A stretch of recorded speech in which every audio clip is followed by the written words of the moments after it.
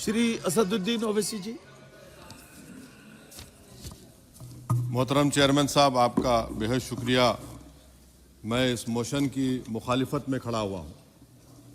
Sir, मैं शुरुआत में हबीब जालिब का एक शेर पढ़ना चाहता हूँ। आप उर्दू जानते हैं और लॉ मिनिस्टर भी उर्दू जानते हैं। हबीब जालिब ने कहा था कि हुक्मरान हो गए कमीने लोग, खाक में मिल गए नगीने लोग, हर मुहिब वतन जलील हुआ, रात का फासला तवील हुआ, आमिरों के गीत जो गाते रहे वही नामो दाद पाते रहे, रहजनों ने रेजनी की थी, रहजनों ने रेजनी की थी, रहबरों ने भी क्या कमी की थी। सर, मैं अभी सुन रहा था हमारे शिंदे ग्रुप के शिवसेना के पार्टी लीडर अपनी तकरीर कह रहे थे। कहा कि 6 दिसंबर में जब बाबरी मस्जिद को शहीद किया जा रहा था तो उस वक्त के वजीर आज़म नरसिम्हा राव पूजा कर रहे थे, आप ही ने कहा, और कहा कि मुझे डिस्टर्ब नहीं करना। तो ये बड़ा अजीब मौका है कि बीजेपी की ताईदी पार्टी ये कह रही है कि नरसिम्हा राव ने कहा कि मुझे डिस्टर्ब मत करो, मैं पूजा कर रहा हूं, और जिसने रथ यात्रा निकाला, इन दोनों को मोदी सरकार ने इस मुल्क का सबसे बड़ा सिविलियन अवार्ड दे दिया, सबसे बड़ा सिविल अवार्ड दे दिया।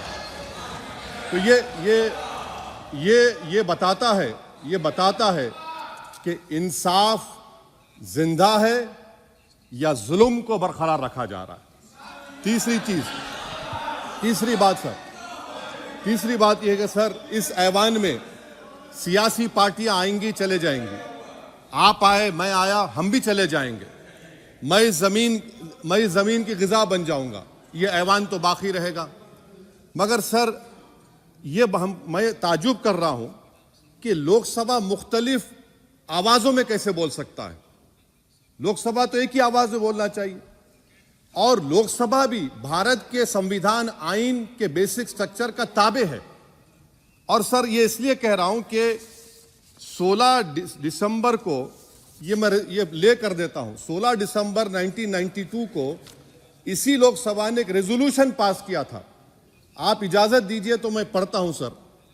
दिस हाउस, अच्छा, ये गुलाम नबी उस वक्त के मिनिस्टर थे, आज नहीं है, उनका नाम नहीं लेना चाह रहा था।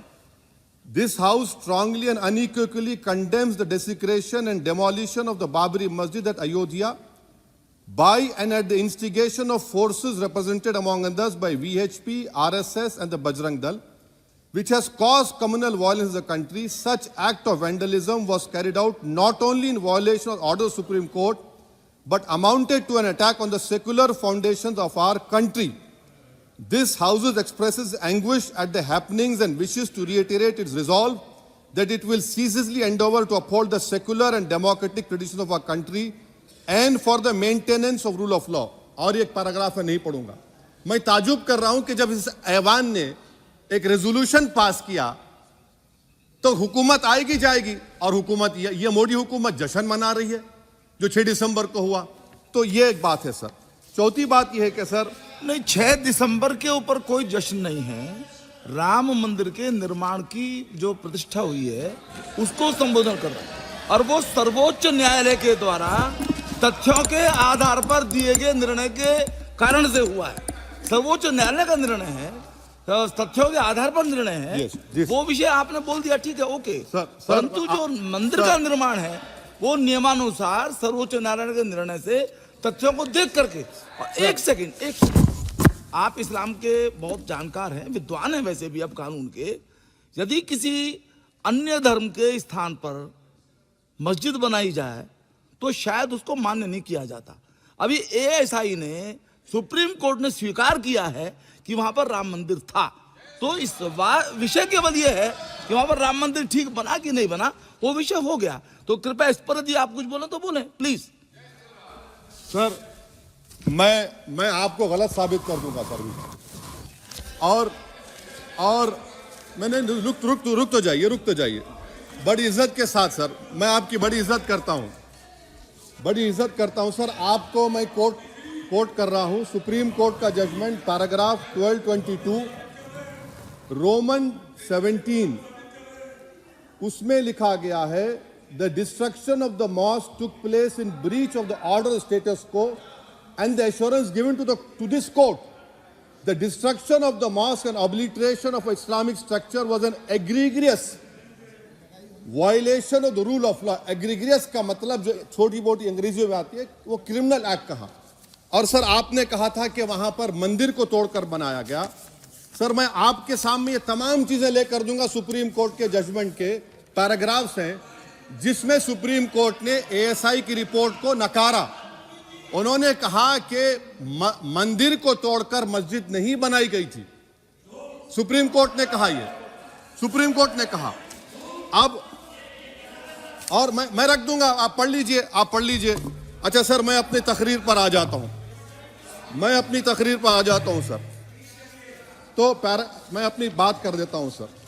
तो मैं ये पूछना चाह रहा हूं कि क्या मोदी सरकार एक समुदाय, एक मजहब की सरकार है या पूरे देश के मजाहिब को मानने वालों की सरकार है? जिसको नहीं मानते उनकी सरकार है, हमको बता दीजिए। क्या मोदी सरकार सिर्फ एक फिक्र और नजरिया हिंदुत्व की सरकार है? क्या इस देश का, इस गवर्नमेंट ऑफ इंडिया का कोई मजहब है? इस वतन अजीज सबके मजहब को मानता है। सर मेरा मानना है कि इस देश का कोई मजहब नहीं है।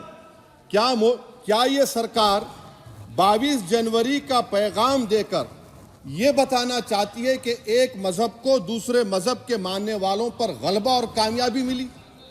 क्या आइन इसकी इजाजत देता है? क्या ये पैगाम आप जब ऐवान से दे रहे हैं तो 17 करोड़ मुसलमानों को आप क्या पैगाम दे रहे हैं, ये मैं आप पर छोड़ता हूं। सर 49 में धोखा हुआ, 86 में धोखा हुआ, 92 में धोखा हुआ, 2019 और 22 में भी इस ऐवान के जरिए हमको धोखा दिया जा रहा है। और अफसोस के साथ कहना पड़ता है सर कि मुस्लिम अक़लियत को हमेशा यह कहा गया कि तुमको भारत के शहरी बरकरार रहने के लिए एक बहुत बड़ी कीमत तुमको चुकानी पड़ेगी, और हम पर इल्जाम लगा दिया गया। सर क्या मैं बाबर का स्पोक्स पर्सन हूं? क्या मैं जिना का स्पोक्स पर्सन हूं? क्या मैं औरंगजेब का स्पोक्स पर्सन हूं? बताइए सर, आखिर मैं कहां तक आप मुझे लेकर जाएंगे? दूसरी बात यह है सर, दूसरी बात यह है कि फिर 6 दिसंबर के बाद देश में फसाद हुआ, नौजवानों को टाडा में डाला गया जो बूढ़े होकर निकले। यकीनन आपकी सरकार नहीं थी, आपकी सरकार नहीं थी। अच्छा बल्कि मैं तो मर्यादा पुरुषोत्तम राम की इज्जत करता हूं, मगर मैं नाथूराम गोडसे से नफरत करता हूं। मेरी नस्लें नफरत करती रहेंगी क्योंकि नाथूराम गोडसे ने उस शख्स को गोली मारी जिसके जबान से आखिरी लफ्ज निकले हे राम। सर छठी बात यह है कि 87 में मलियाना हाशिमपुरा हुआ, 83 में नेल्ली हुआ, 44 में जम्मू में नस्ल कशी हुई, 2022 में हल्दीवानी में कत्ल हुआ। इतने धोखे सबसे बड़े किसको दिए गए? असदुद्दीन ओवैसी को दिए गए। मगर फिर भी मुझसे ही कहा जाता है कि वफादारी को तुम साबित करो अपनी ओवैसी। सर आज भारत के 17 करोड़ मुसलमान अपने आप को अजनबी और एलिनेट महसूस कर रहे हैं।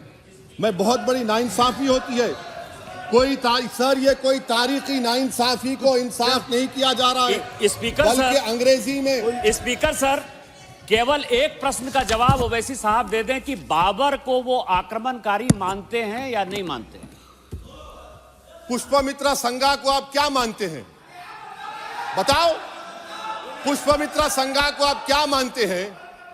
जम्मू के वो कश्मीर के वो राजा को क्या मानते हैं जिसके पास एक फौज थी मंदिरों को तोड़ने के लिए? आप क्या मानते हैं? यही तो मैं कह रहा हूं कि निशिकांत दुबे 47 में आजादी मिली, असदुद्दीन ओवैसी से बाबर की बात पूछ रहे हैं।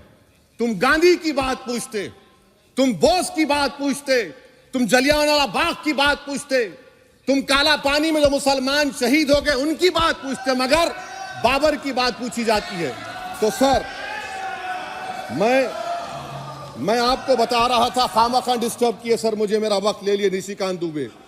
सर मैं आपसे कह रहा था मोदी हुकूमत ये पैगाम दे रही है भारत के मुसलमानों को कि जान बचाना है या इंसाफ चाहते हो।